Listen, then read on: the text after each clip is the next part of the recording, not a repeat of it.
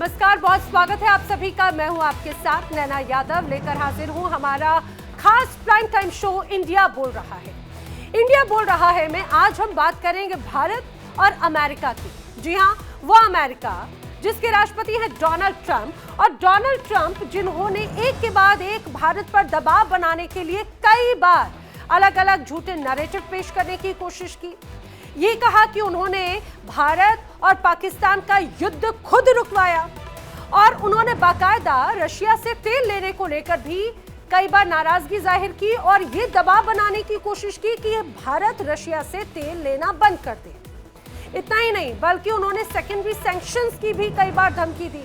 इतना ही नहीं, बल्कि जब उनकी भारत पर नहीं चली, जो भारत पहले ही स्पष्ट कर चुका था कि भारत अपने निर्णय, अंदरूनी निर्णय खुद लेगा, किसी तीसरे देश के हस्तक्षेप की जरूरत नहीं है, ये क्लियर कट मैसेज दिया। इसके बाद में डोनाल्ड ट्रंप ने वो हथियार अपनाया जो उनके हाथ में था। उन्होंने कोशिश की बार बार एक के बाद एक टैरिफ लगाने की। टैरिफ उन्होंने भारत पर लगाया, पहले 20%, फिर 25%, फिर 30%, 35% करते करते वो आ गए 50% तक के टैरिफ पर। और उसके साथ में सबसे महत्वपूर्ण बात ये कि पिछले कुछ वक्त से पाकिस्तान के प्रति डोनाल्ड ट्रंप की मेहरबानी, उनके पर्सनल इंटरेस्ट की वजह से पाकिस्तान पर मेहरबानी और हिंदुस्तान पर टैरिफ का दबाव उनकी आने वाली रणनीति को दर्शाता है, उनकी डिप्लोमेसी को दर्शाता है। और सबसे महत्वपूर्ण बात यह कि चाहे बात ऑपरेशन सिंदूर हो या फिर हाल ही में भारत में लाल किले पर हुआ आतंकी हमला, उस पर प्रतिक्रिया अमेरिका और खासतौर से डोनाल्ड ट्रंप की ये तो क्लियर दर्शाती है कि डोनाल्ड ट्रंप भारत पर लगातार दबाव बनाना चाहते हैं, लेकिन भारत है कि दबने का नाम नहीं लेता। भारत मेक इन इंडिया पर पूरी तरह से फोकस कर रहा है और भारत ये स्पष्ट कह चुका है कि भारत किसी के भी दबाव में नहीं आएगा। लेकिन अमेरिका की तरफ से लगातार किया जा रहा टैरिफ सिर्फ भारत ही नहीं बल्कि पूरी दुनिया पर अब कहीं ना कहीं उन्हीं के लिए मुसीबत का सबब बनता जा रहा है। भारत के साथ में बिगाड़ते हुए रिश्तों को लेकर अब खुद डोनाल्ड ट्रंप अपने निर्णय को लेकर खुद ही अपने देश में घिरते नजर आते हैं। जी हां, अब अमेरिका की संसद में डोनाल्ड ट्रंप की इन्हीं नीतियों के खिलाफ उन्हीं के ही देश के अलग अलग सांसदों की तरफ से प्रस्ताव पेश किया गया, और उसमें यह स्पष्ट कहा गया कि भारत पर जिस तरह से टैरिफ लगाया गया है वो कहीं ना कहीं डोनाल्ड ट्रंप की गलत नीतियों का ही नतीजा है। तो डोनाल्ड ट्रंप अपनी टैरिफ की वजह से खुद घिरते हुए नजर आते हैं, और कैसे उनकी मुश्किलें बढ़ रही हैं उन्हीं की संसद में। बताएंगे आपको कैसे इसका दुष्प्रभाव खुद अमेरिका पर और डोनाल्ड ट्रंप पर पड़ रहा है। तो अब अमेरिकी राष्ट्रपति डोनाल्ड ट्रंप की भारत के खिलाफ सख्त टैरिफ नीति उनके लिए घरेलू सियासी मुसीबत बनती नजर आती है। भारत से आने वाले सामान पर 50% तक लगाए गए भारी भरकम टैरिफ को लेकर अमेरिकी संसद में जमकर खुला विरोध शुरू हो चुका है। जी हां, तीन डेमोक्रेटिक सांसदों ने ट्रंप की उस नेशनल इमरजेंसी घोषणा को चुनौती दी जिसके तहत भारतीय उत्पादों पर टैरिफ बढ़ाया गया था। अब सांसदों का कहना है कि ये जो टैरिफ है वो ना सिर्फ कानून के खिलाफ है बल्कि इससे अमेरिकी उपभोक्ताओं को, यहाँ के कारोबारियों पर भी ये अतिरिक्त बोझ बढ़ा रहा है, और भारत और अमेरिका के मजबूत आर्थिक रिश्तों को नुकसान तो पहुंचा ही रहा है। टैरिफ खत्म करने के प्रस्ताव में आखिर क्या है, ये भी जरा आपको जानना चाहिए। टैरिफ खत्म करने का प्रस्ताव जो यहां पर पेश किया गया, उसमें नेशनल इमरजेंसी को समाप्त करने की मांग की गई है, जिसके तहत भारत पर टैरिफ बढ़ाकर 50% तक किया गया। अब अतिरिक्त सेकेंडरी टैरिफ हटाने की मांग है, आपातकालीन कानून के इस्तेमाल का विरोध, टैरिफ लगाना गलत है और अधिकारों का दुरुपयोग, इस बात का भी इसमें जिक्र किया गया है। कांग्रेस की जो व्यापार संबंधी शक्तियां हैं उन्हें बहाल करने पर भी इस प्रस्ताव में जोर दिया गया है। व्यापार नीति तय करने का अधिकार कांग्रेस के पास होना चाहिए, इसका भी जिक्र है। टैरिफ से अमेरिका में महंगाई बढ़ रही है, इसे प्रमुख तौर से मेंशन किया गया है। और इतना ही नहीं बल्कि सप्लाई चेन कैसे इस टैरिफ नीति से इंपैक्ट कर रही है वो भी इसमें मेंशन है। नौकरियों पर बड़ा असर पड़ रहा है। भारत को अहम रणनीतिक साझेदार माना गया है। भारत अमेरिका का महत्वपूर्ण आर्थिक और रणनीतिक सहयोगी है, उसे दंडित करना अमेरिका के हित में नहीं है। ये बेसिकली इस पूरे प्रस्ताव का एक मोटा मोटा सार है। अब प्रस्ताव में टैरिफ को हिडन टैक्स ऑन अमेरिकन्स, यानी कि अमेरिकी नागरिकों पर छुपा हुआ टैक्स कहा गया, और कीमत बढ़ने से पैसा आम अमेरिकी उपभोक्ता को देता है, और इसीलिए प्रस्ताव कहता है कि ये भारत को नहीं बल्कि अमेरिकी लोगों के लिए सजा है। अब मैं आपको बताती हूं कि डेमोक्रेट्स के आखिर ऐसे वो कौन कौन से सांसद हैं जिन्होंने इस तरह का प्रस्ताव पेश किया, वो भी जरा जानिए।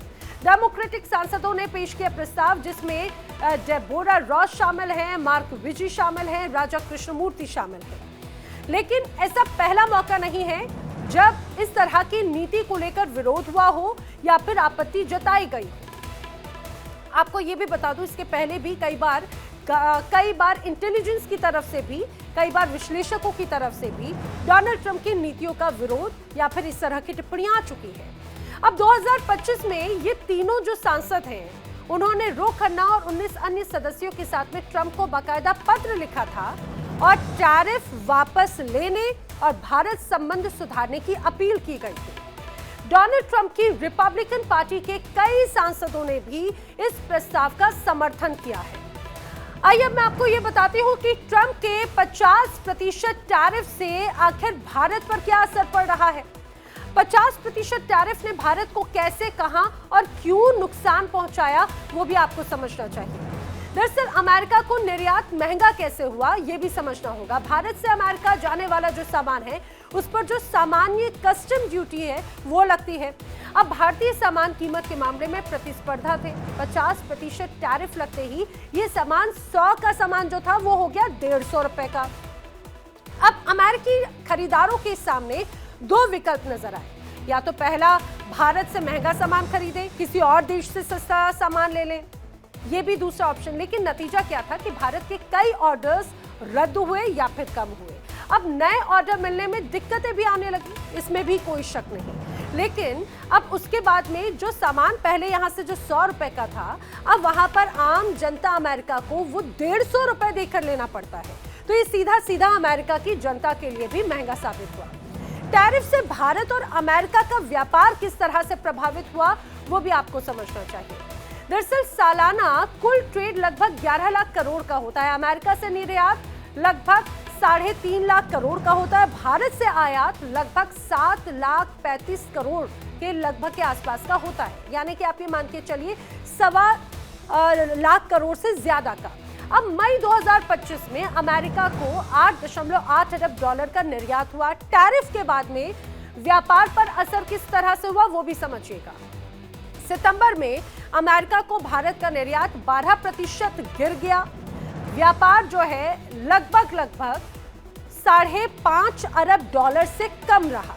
अब 4 महीनों में 37.5% की गिरावट दर्ज की गई है। अब अक्टूबर में इसमें बताया जा रहा है कि 8.6% की कमी आई।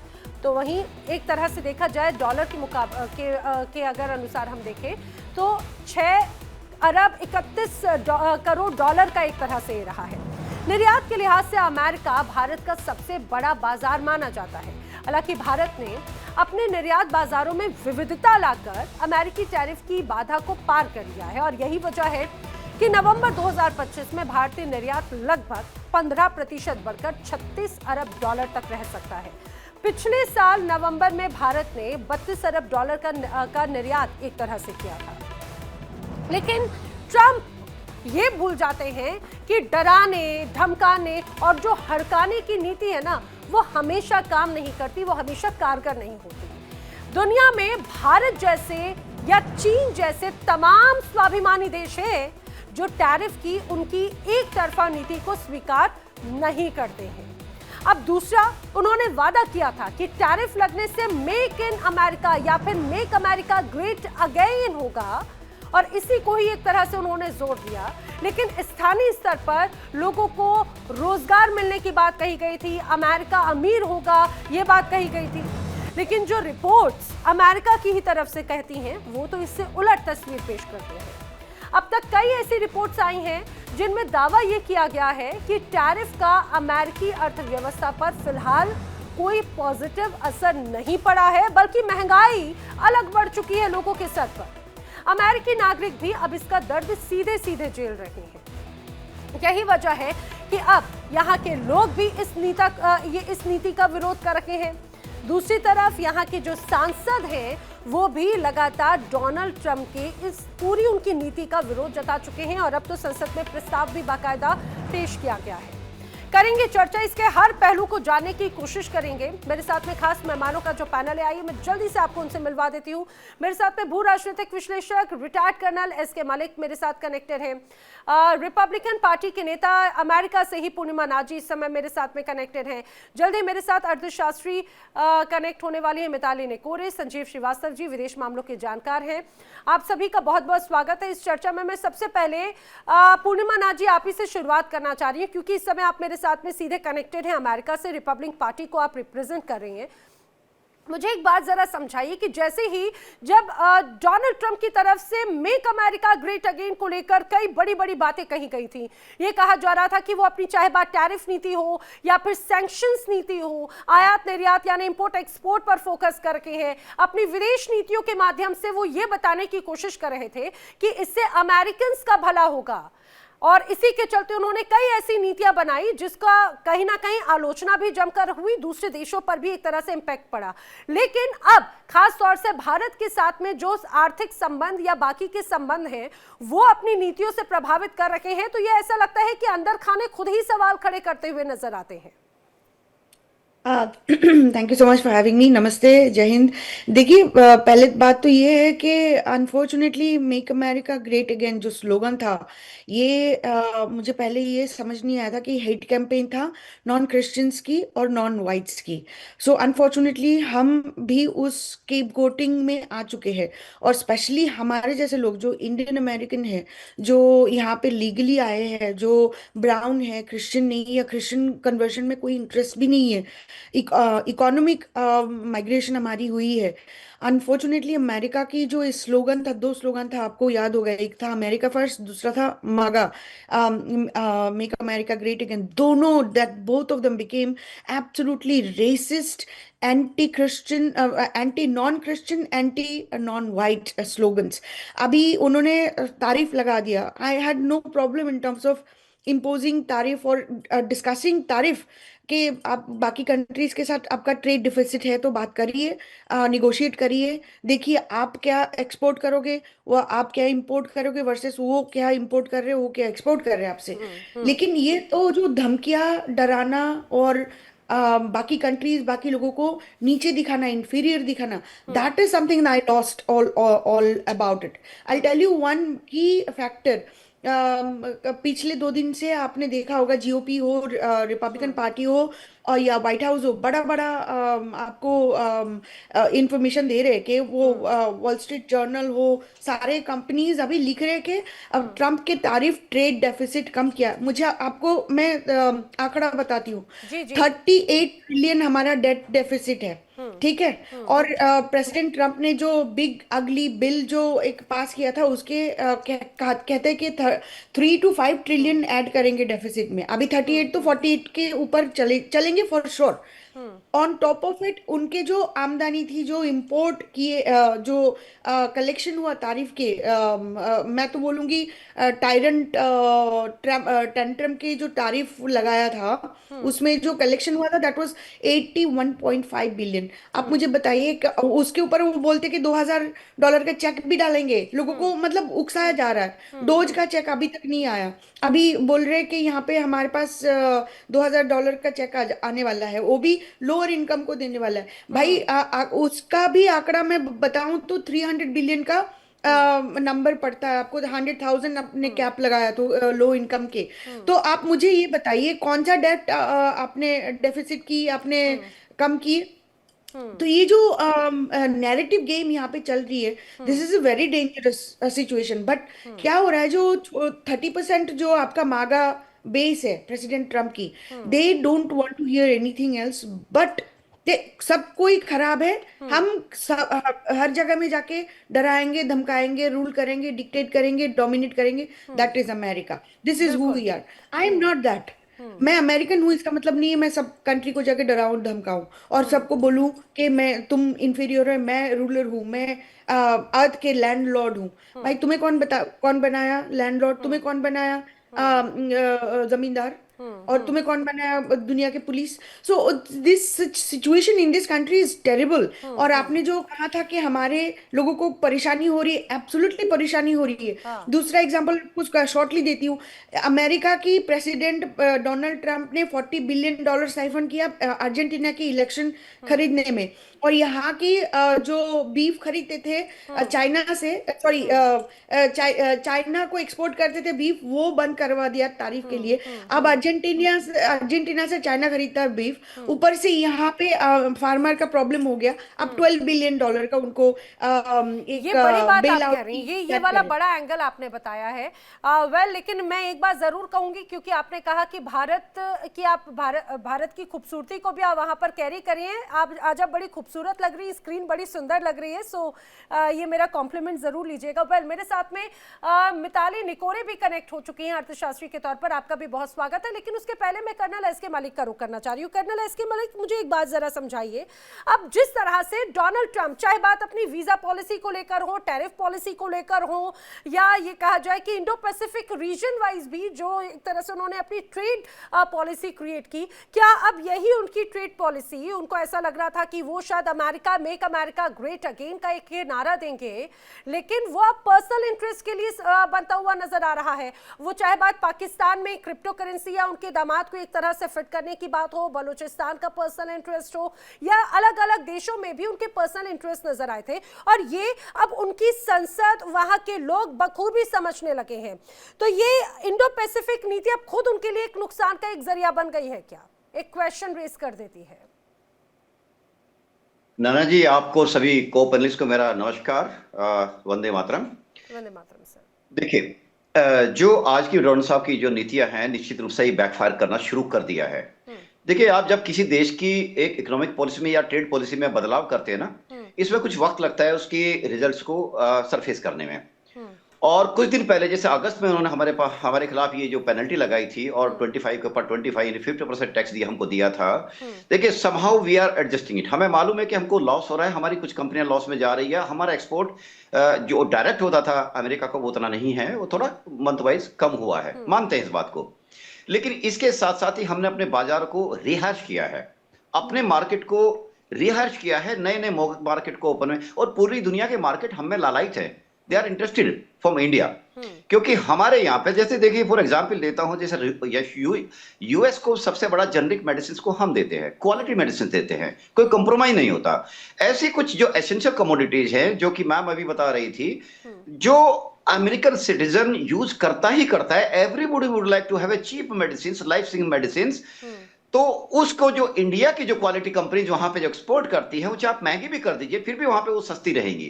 तो एज ए रिजल्ट उनकी डिमांड बनी रहनी है। बट इसका दूसरा इसका पक्ष ये है कि वहां का आदमी, जो आपने बताया एक रफ जो 100 to 150 बताया, तो इन वहां का जो नागरिक है उसी का तो पे कर रहा है। तो अमेरिका क्या कर रहा है कि अपने ही नागरिकों को टैक्स करके, अपने ही नागरिकों से टैक्स लेकर खुद ही टैक्स ले रहा है। और इसके साथ साथ इसके जो टैक्स जो टैरिफ पॉलिसी लगाई है, यूएस को कई जगह पर प्रॉब्लम आनी शुरू हो चुकी है, एम्बेरसमेंट भी आ रहा है। वहीं के लोग जब इस बात को फील कर रहे हैं, क्योंकि जो रिप्रेजेंटेटिव्स है, एमपीज है, they are connected to the people directly.